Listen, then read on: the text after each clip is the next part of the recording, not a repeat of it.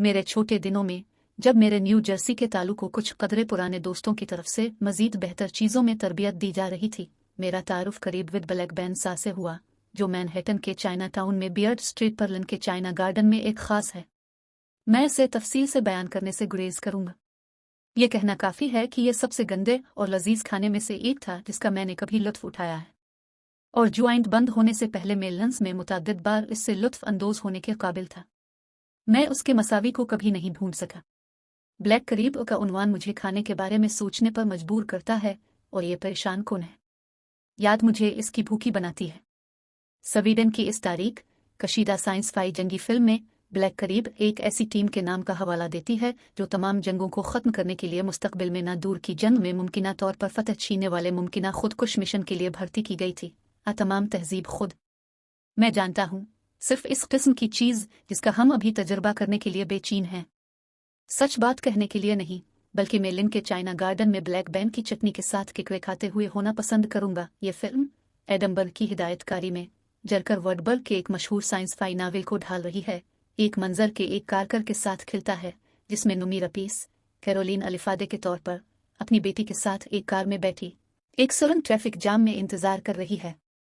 David बोवी का end of the world गाना अब 5 साल रेडियो पर आता है, बिल्कुल इसी नाक पर जो आप कह सकते हैं, और अचानक सुरंग गोलियों और सिपाहियों से भर जाती है और हमने अलिफादे और उसकी नौजवान लड़की को ब्लैक आउट कर दिया पिछली सीट।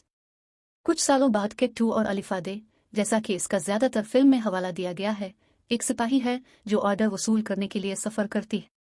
इसकी नकलो हमल शायद ही फर्स्ट क्लास हो। ट्रेन मवेशी गाड़ी कम व बेश। उतरने पर इस पर एक खातून ने इल्ज़ाम लगाया जो उसे सूप पेश करती है, इसे यकीन दिलाती है कि इसमें जहर नहीं है। सूप वाली औरत का अड्डे पर एक बॉयफ्रेंड है क्या अलिफादे और एक आदमी, अलिफादे का कमांडर, इस गुफ्तगू को कलियों में बंद कर देता है। ये लेफ्टिनेंट फिर अलिफादे को मुखालिफ इलाके में ले जाता है और इसे वहां फंसा देता है, लेकिन वो अपने रास्ते से लड़ती है। लड़का बाद में इसके ब्लैक करीब असाइनमेंट के कमांडर के तौर पर सामने आता है। ओह, इस किरदार की हतमी हौसला अफजाई और हौसला अफजाई फिल्म के फैलने और ठंडा होने में किरदार अदा करने वाले अवामिल में से एक है। तो इस मिशन का क्या होगा, आप पूछें।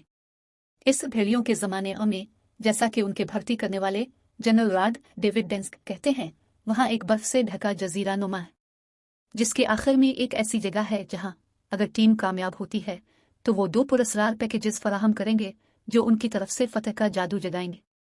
इस दस्तूपक मंजरनामे में कभी भी मखसूस ममालिक का नाम नहीं लिया जाता है, और जो जगहों के नाम सामने आते हैं वो ख्याली होते हैं। मुश्किल यह है कि बर्फ़ बहुत पतली है ऑटो गाड़ियों के लिए, और समुद्री गुजरगाहें किसी के लिए बहुत तंग हैं वगैरह। मुझे तस्लीम करना पड़ेगा कि जब भर्ती करने वाले ने कहा से आइस स्कीटस के साथ सिपाही नेविगेट कर सकते हैं, तो मैं ज़ोर से हंस पड़ा।